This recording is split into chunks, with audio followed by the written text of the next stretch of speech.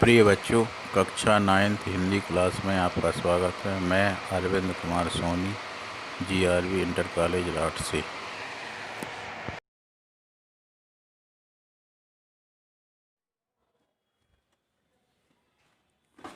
बच्चों, आज हम मैथिली शरण गुप्त जी का जीवन परिचय या जिसे हम जीवनी कहते हैं उसको पढ़ेंगे।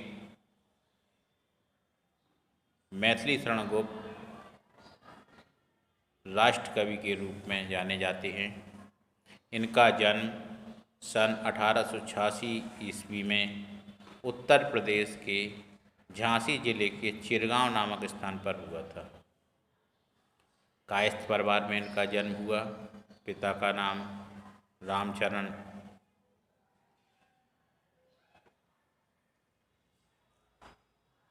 जैसा कि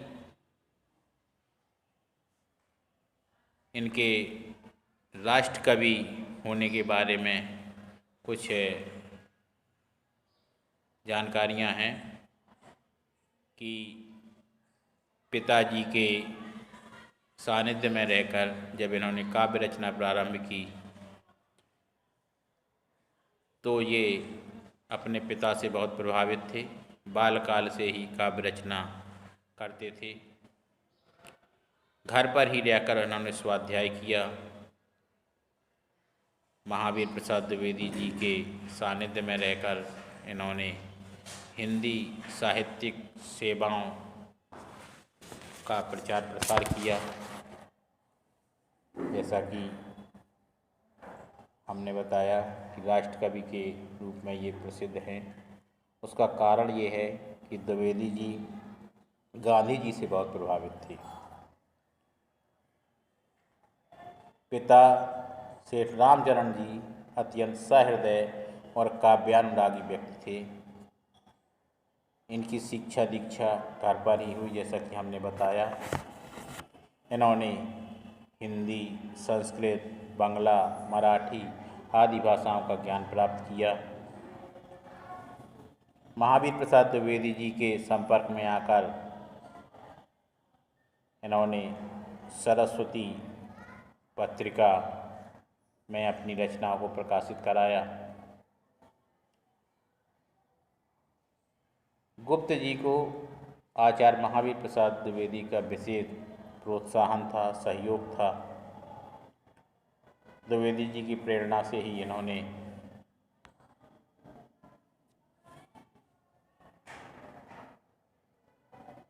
काव्य में गंभीरता एवं उत्कृष्ट विकास के लिए तरह तरह के प्रयास किए। कहा जाता है कि महावीर प्रसाद द्विवेदी जी गांधी जी से भी प्रभावित थे, अतः गांधी दर्शन आपकी रचनाओं में देखने को मिलता है।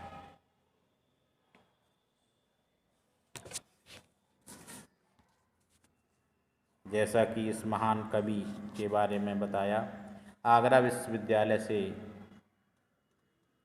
इन्होंने 1948 में डीलिट की उपाधि प्राप्त की।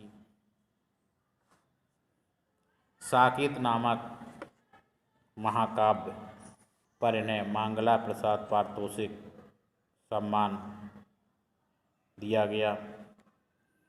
स्वतंत्र भारत के राज्यसभा के सर्वप्रथम सदस्य मनोनीत किए गए।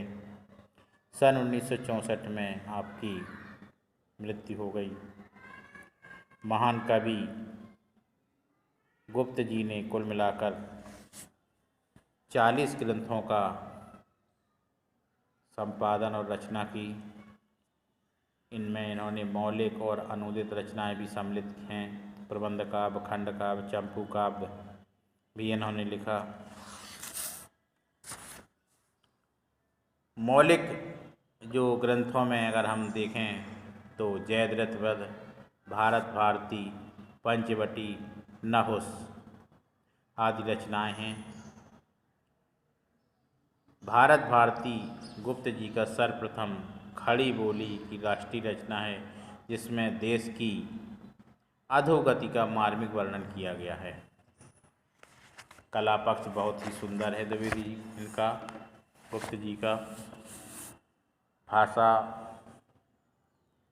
और शैली भी बहुत ही शुद्ध परिष्कृत खड़ी बोली है, जिसका विकास धीरे धीरे इनकी रचनाओं में देखना को मिलता है।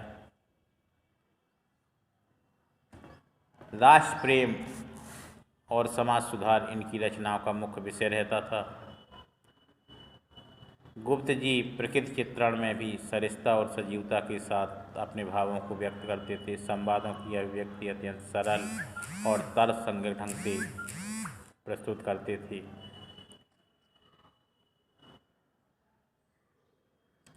यशोधरा, सिद्धराज, नहुस आदि इनकी नाट्य शैली ग्रंथियाँ हैं।